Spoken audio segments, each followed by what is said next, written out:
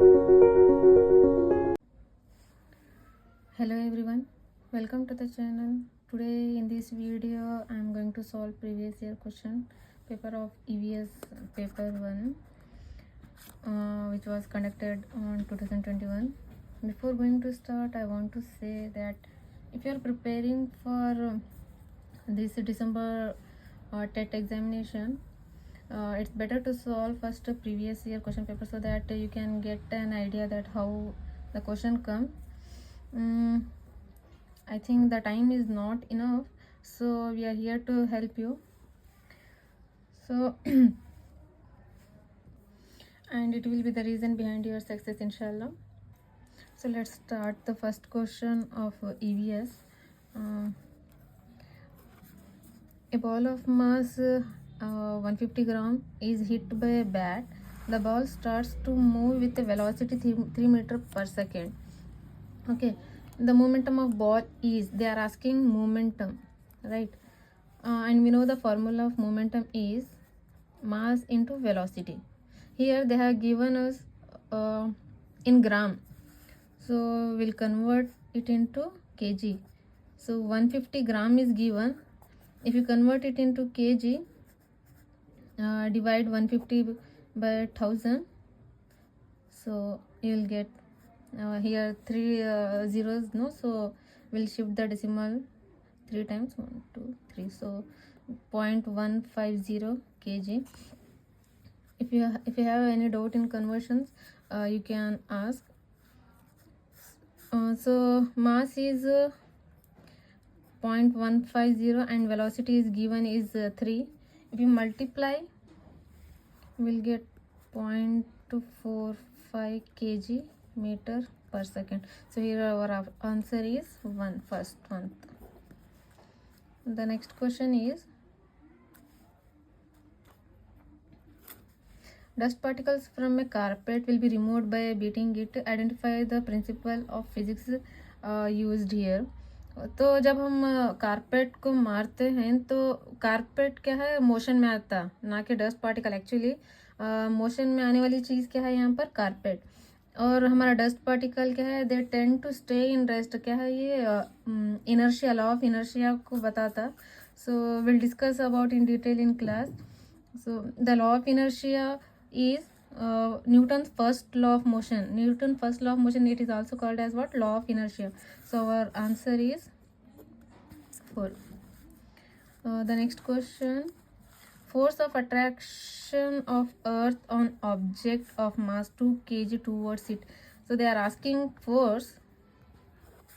Formula of force is F is equals to mass into acceleration. Acceleration constant value we know, it's 9.8 meter per square second. Mass is given, it is given in kg, so no need to convert in gram. So 2 into 9.8, जब हम इनको multiply करेंगे तो हमारा answer 19.6 Newton. Newton क्या है, एक unit है फोर्स की, इट्स ऐसा unit of force. So will go to the next question. A boy is enjoying a ride on merry-go-round which is moving with a speed of 10 meter per second. It implies about boy. तो यहाँ पर जो 10 metre पर second value दिया, ये actually there is no need to calculate anything here.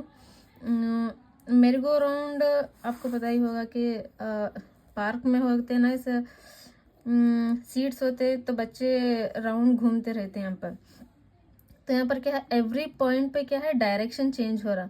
जब direction change होता तो क्या है, वेलोसिटी भी चेंज होती. अगर वेलोसिटी चेंज हो रही तो क्या है, उसकी एक्सेलरेशन भी क्या है, उसकी चेंज होती. उर्दू में क्या है, इसरा बोलते हैं एक्सेलरेशन को. तो चलो ऑप्शन देखते हैं क्या दिया. तो it implies boy is at rest बोल रहा. बॉय यहाँ पर रेस्ट में तो नहीं है, बॉय तो हरकत कर रहा है ना, बॉय तो झूले में गोल घूम रहा है. तो फर्स्ट ऑप्शन तो हमारा नहीं होगा. इसी तरह से सेकेंड ऑप्शन क्या है, मूविंग विथ नो एक्सेलरेशन. यहाँ पर वेलोसिटी चेंज हो रही क्योंकि डायरेक्शन चेंज हो रहा, उसका डायरेक्शन चेंज हो रहा तो वेलोसिटी भी चेंज हो रही. वेलोसिटी चेंज हो रही तो क्या है, एक्सेलरेशन भी चेंज हो रहा. तो सेकेंड ऑप्शन भी हमारा एलिमिनेट हो गया. इसी तरह से फोर्थ ऑप्शन देखो, moving with uniform velocity. Velocity तो यूनिफॉर्म नहीं है ना, यहाँ पर वेलोसिटी तो चेंज हो रही, तो ये ऑप्शन भी हमारा हट गया। मूविंग विथ एक्सेलरेशन, तो इसका सही जवाब हुआ क्या, मूविंग विथ एक्सेलरेशन। तो next question, the statement true with respect to reflection of light is. तो रिफ्लेक्शन ऑफ लाइट आपको पता है ये है इंसिडेंट रे और ये है रिफ्लेक्टेड रे, और ये होगा नॉर्मल हमारा। Reflected light is brighter then incident light बोल रहा, ये है रिफ्लेक्टेड लाइट। तो रिफ्लेक्टेड लाइट इंसिडेंट लाइट से ब्राइटर हो ऐसा कुछ भी नहीं है, तो ऑप्शन 1 तो गलत हुआ हमारा। Reflected ray splits into 7 colour बोल रहा, जब लाइट रिफ्लेक्ट होती तो वो 7 कलर्स में स्प्लिट नहीं होती, बल्कि जब वो रिफ्रैक्ट होती, जब लाइट रिफ्रैक्ट होती ना प्रिज्म से, तब वहाँ पर क्या है 7 कलर्स में डिस्पर्शन ऑफ लाइट वहाँ पर देखते हैं हम। तो ये सेकेंड ऑप्शन भी हमारा एलिमिनेट हो गया। Then fourth, reflected light bends toward normal बोल रहा, ये जो रिफ्लेक्टेड लाइट है नॉर्मल की तरफ बेंड नहीं होगी, यहाँ पर जो एंगल होगा, एंगल ऑफ इंसिडेंस और एंगल ऑफ रिफ्लेक्शन, ये दोनों क्या है सेम होंगे, तो इसी हमारा आंसर होगा angle of incidence is equal to angle of reflection. तो 124 का आंसर हुआ 3। Then unit of electric charge, electric charge देखें एम्पियर, एम्पियर इलेक्ट्रिक करंट का क्या है, ऐसा यूनिट है, इकाई यूनिट, ओके, करंट की इकाई है। देन वोल्ट, वोल्ट क्या है, वोल्टेज की इकाई है। और उसके बाद कूलम, सी, कूलम क्या है, सी से डिनोट करते, कूलम चार्ज की इकाई है। और ओम, ओम क्या है, रेजिस्टेंस की, ठीक है, इलेक्ट्रिक रेजिस्टेंस की इकाई है ओम। तो यूनिट ऑफ इलेक्ट्रिक चार्ज क्या हुआ, कूलम, थर्ड है ना। Next question number 7, 127 home appliance used in order to reduce electricity consumption at home. देखें appliance with lower power rating consumes less electricity, अगर पावर रेटिंग लेस रहा तो electricity consumption भी क्या है उसकी लेस होगी। तो देखें तो ऑप्शंस हमारे, one which draws less power, हाँ अगर कोई हमारा अप्लायंस है जो लेस पावर खींच रहा तो उस तो क्या है लेस इलेक्ट्रिसिटी भी कंज्यूम करता, तो ये फर्स्ट ऑप्शन करेक्ट हो सकता। सेकंड देखें, one which produce less heat, one which operates at high voltage, one which draws high amount of current, ये तीनों भी गलत हैं, तो हमारा आंसर होगा इसका first. Next, a person can see object only at a distance greater than 40 centimeter. To correct his disorder he is advised to use the lens of power. मतलब कोई है जो 40 सेंटीमीटर से दूर का नज़र आता है उसे, मतलब 40 सेंटीमीटर से कम का अगर डिस्टेंस होगा तो वो नज़र नहीं आ रहा, तो यहाँ पर उसे क्या हाइपरमेट्रोपिया का प्रॉब्लम है, दैट इज़ लॉन्ग साइटेडनेस। उसमें क्लोज ऑब्जेक्ट्स क्या है नज़र नहीं आते, उसको क्या हम हाइपरमेट्रोपिया बोलते हैं, यानी तो लॉन्ग साइटेडनेस, दूर के ऑब्जेक्ट्स ही नज़र आते, नज़दीक के ऑब्जेक्ट्स नज़र नहीं आते। उस वक्त हम क्या है ट्रीट किस तरह से करेक्ट कर सकते हैं, तो कॉन्वेक्स लेंस यूज़ करते हैं। हाइपरमेट्रोपिया को क्या है कॉन्वेक्स लेंस से करेक्ट करते।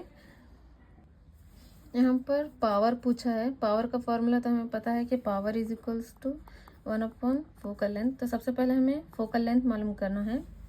फोकल लेंथ का formula 1/u 1/v minus 1/u। तो अब यहाँ पर u और v क्या है, मिनिमम ऑब्जेक्ट डिस्टेंस 25 सेंटीमीटर है, ये तो कॉमन है, ये तो फिक्स्ड है। और a person can see only greater than 40 centimetre, यहाँ पर both are we are taking in negative because Distance measured in direction of incident light are taken as positive and distance measured in opposite of incident light are taken as negative. यहाँ पर दोनों object and image क्या है, lens के सामने they are in front of the lens, so we are taking both as negative. If you substitute these values, we'll get negative changed into positive. If you take the LCM, it will be a 200.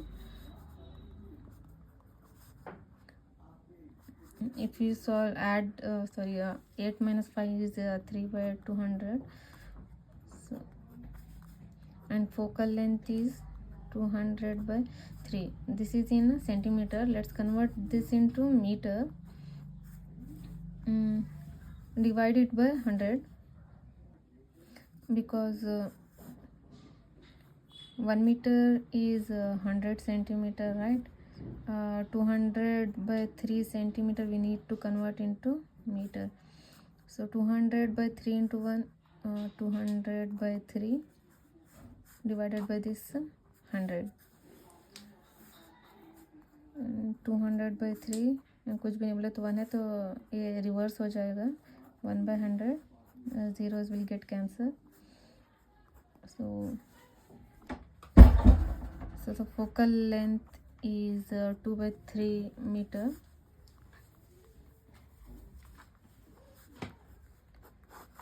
But now we have to find what power, that is power is equals to 1 by focal length.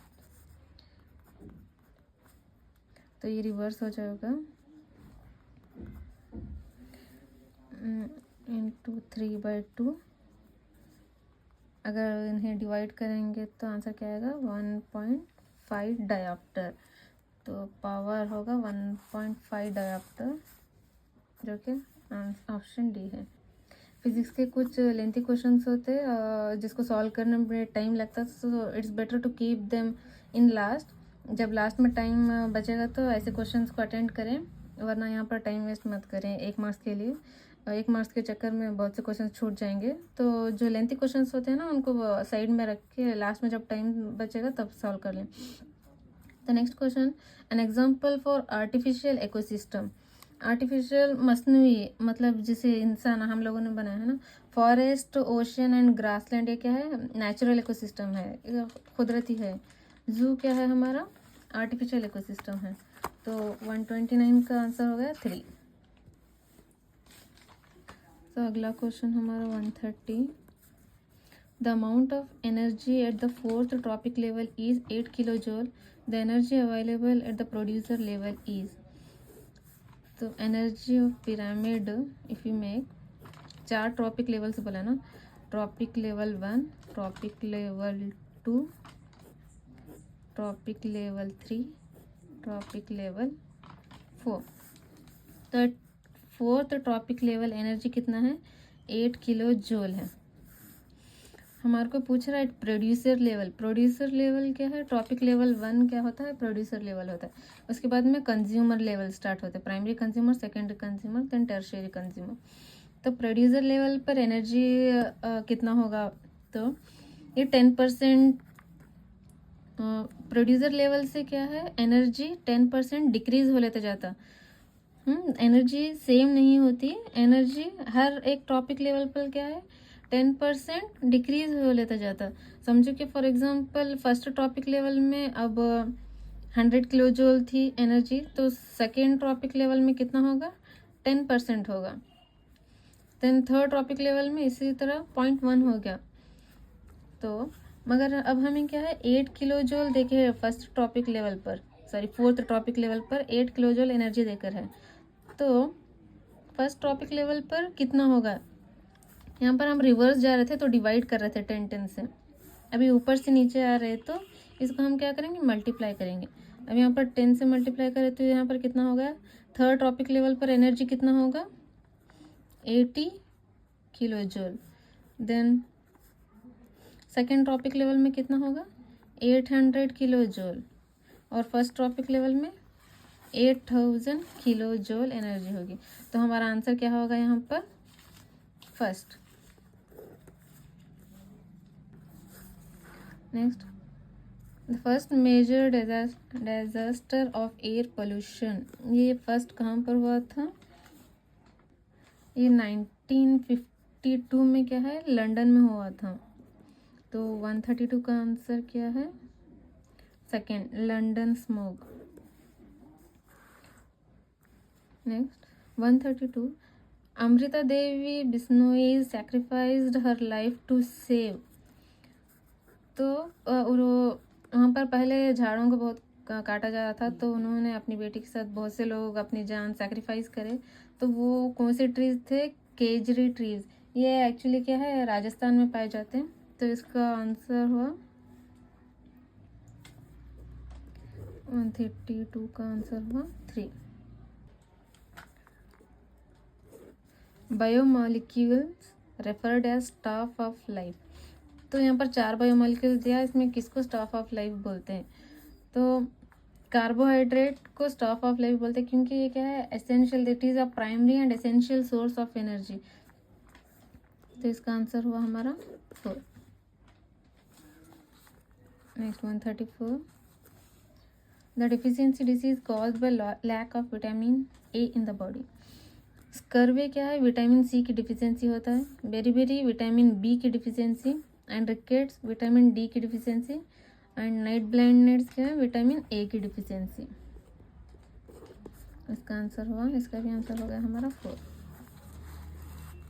Excess amount of following mineral in water responsible for yellow और brown stand on teeth.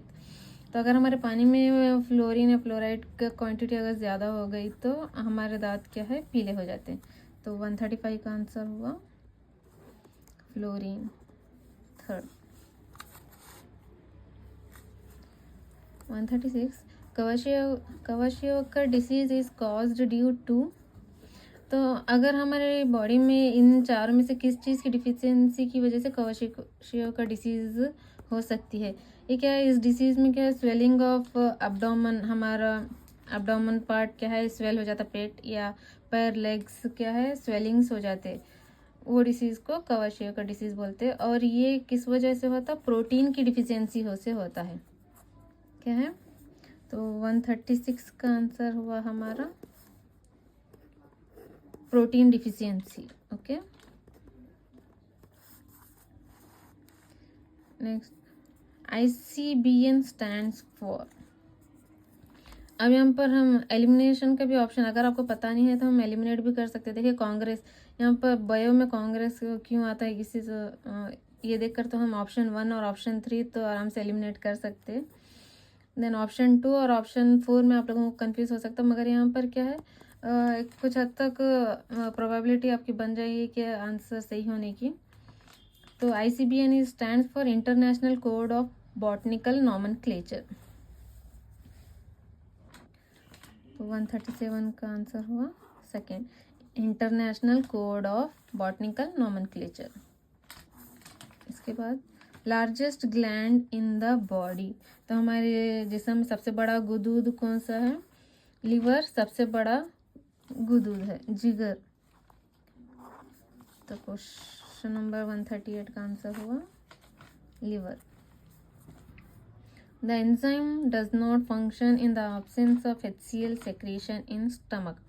यहाँ पर enzymes देखे हैं, तो कौन सा है enzyme function नहीं करता अगर HCl नहीं है? अगर HCl हमारे मैदे में, स्टमक में रिलीज नहीं हुआ तो इनमें से कौन सा एंजाइम वर्क नहीं करता डाइजेशन में?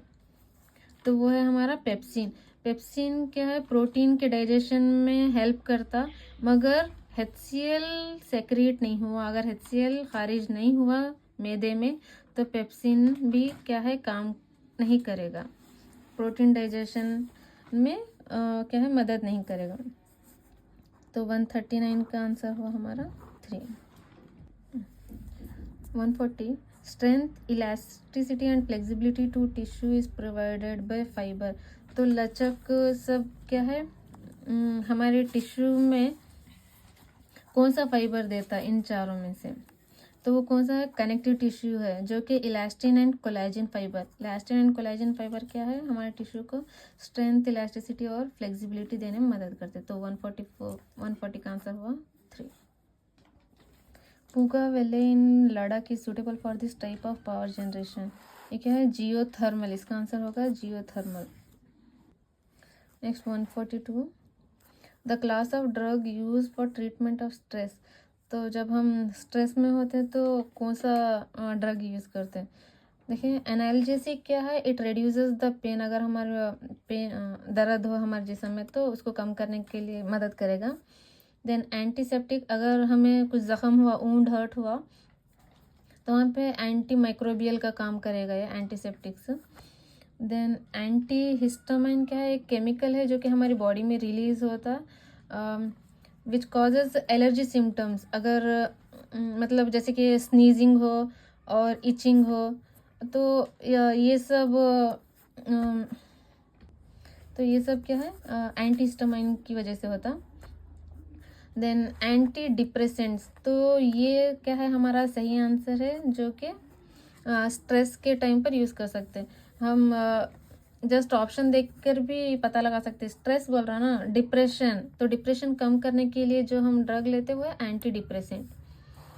उसके बाद natural gas, petrol, coal are these type of fuel. तो यहाँ पर 3 फ्यूल्स देकर है, natural gas, petrol and coal. ये क्या है, लिक्विड फ्यूल। तो कोल तो लिक्विड फ्यूल नहीं होता, तो ये तो एलिमिनेट ही हो जाएगा। इलेक्ट्रिक फ्यूल तो ऐसा कुछ भी है नहीं। एंड बायोफ्यूल्स, तो बायोफ्यूल्स भी नहीं होगा। तो ये तीनों क्या है, एक्चुअली फॉसिल फ्यूल्स हैं, जो कि क्या ज़मीन से मिल रहा है हमारे को फॉसिल फ्यूल्स। देखिए, natural gas, petrol and coal क्या है, ये तीनों भी ज़मीन से मिल रहा है। जब बहुत सालों तक ऑर्गेनिक मैटर जैसे जानवर और प्लांट्स जब ज़मीन के नीचे दब गए थे तो बहुत सालों बाद क्या है, ये फॉसिल फ्यूल में कन्वर्ट हो गए। जब हम ज़मीन के नीचे से जब ऊपर फॉसिल फ्यूल्स खींचते हैं तो सबसे पहले जो निकल का आता है वो क्या है, नेचुरल गैस है। उसके बाद जो कि गैस फॉर्म में होगा, उसके बाद जो सेकेंड आता है वो जो लिक्विड फ्यूल होगा उसको क्या बोलते हैं हम, पेट्रोलियम बोलते हैं, राइट। और जो लास्ट में आता ना वो क्या है, जो लास्ट में जो सॉलिड फॉर्म्स में होता वो है हमारा कोल। तो इस तरह से ये तीनों क्या हो गए, फॉसिल फ्यूल। हमारा क्वेश्चन नंबर 143 का आंसर हुआ fossil fuel. Next 144, one of the most widely used drug in Iodex. तो आयोडेक्स जो हम अप्लाई करते हैं ना उसमें इन चारों में से कौन सा ड्रग यूज होता है। उसका आंसर है मिथाइल सैलिसिलेट। एक्चुअली क्या है, methyl salicylate it provides warming sensation to distract from pain. जो हमारा पेन होता है ना कहीं पे हाथ पैर पर, तो उसको डिस्ट्रैक्ट करने का मतलब वो just it gives the sensation, okay. And methanol भी हो रहता ना, तो वो मिथेनॉल क्या है, कूलिंग सेंसेशन देता हमको। यहाँ पर इसका आंसर हुआ methyl salicylate. Next 145, a non example for creative expression in EVS learning. तो इनमें से कौन सा नहीं है, देखना, नॉन एग्जाम्पल बोल रहा हूँ। क्रिएटिव एक्सप्रेशन इन ईवीएस में कौन सा इसको सूट नहीं करता। तो मोस्ट अप्रोप्रिएट आंसर यहाँ पर क्या है, रीडिंग क्रिएटिव नॉवल होगा इसका आंसर, ओके।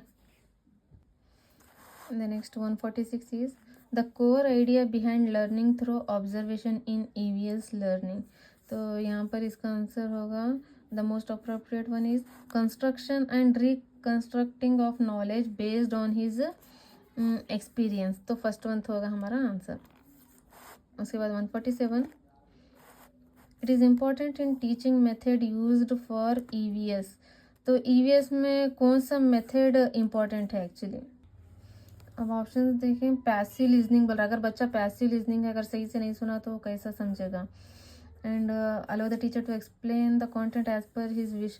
अगर उन अपने हिसाब से ही पढ़ाते गए, मतलब जो उसे सही लगा, जो इजी टॉपिक लगा वही पढ़ाते चले गए तो बच्चे के समझने में भी ये होगा ना प्रॉब्लम। फोर्थ में allow the children to learning by reading. Just पढ़ के उन सीखेगा तो नहीं सीखेगा ना, जस्ट पढ़कर नहीं सीखेगा बच्चा। उसका क्या है यहाँ पर, तो most appropriate one what is that, allow the children to work together. इसका आंसर हुआ third. 148 we should integrate values in teaching of EVS because EVS learning focuses on affective domain of child। इसका answer हो गया 1। 149 questioning is a strategy in teaching learning EVS is normally used for is answer इसका arousing curiosity in classroom। मतलब अगर हम questions पूछने की strategies अगर हमारे पास होगा तो क्या है, बच्चों में क्यूरियोसिटीज डेवलप हो सकती है। तो इसका आंसर हुआ second. Our last question is, a science teacher gave his class for primary standard. He asked to draw digestive system by providing outline of human body. The main objective of teacher in this learning process is, तो teacher क्या है, outline human body का outline draw करके उसको क्या है digestive system उतारने के लिए बोल रहे। तो वहाँ पर उसका एक्चुअली टीचर क्या देखना चाह रही है वहाँ पर, तो उसका आंसर है testing learner could make level diagram. Hope you guys all understood. If you need such type of videos, subscribe to my channel and comment me below next which question paper you want to see, which year question paper you want to see. Thank you. Till then, keep studying. All the very best.